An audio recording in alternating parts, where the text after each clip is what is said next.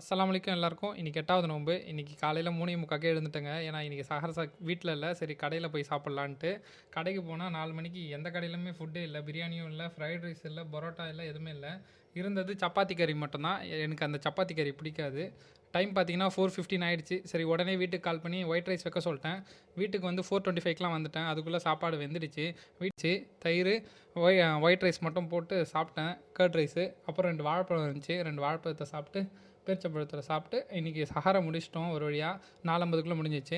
சரி உடனே 5 மணிக்கு வந்து ஃபஜர் நமாஸ் தொழ மஸ்ஜிதுக்கு போயிட்டேன். ஃபஜர் நமாஸ் முடித்து உடனே ஆன் பண்ணேன். ஆன் பண்ணோடனே 5:50க்கே ஆர்டர் போட்டான். அதுவும் 9.4 கிலோமீட்டருக்கு வெறும் 48 ரூபா போட்டு லாங் அடிச்சிட்டான். சரி அந்த கொடுத்துட்டு உள்ளே வரதுக்குள்ளே 18 கிலோமீட்டர் போயிட்டு வந்தாங்க அந்த ஆர்டருக்கு.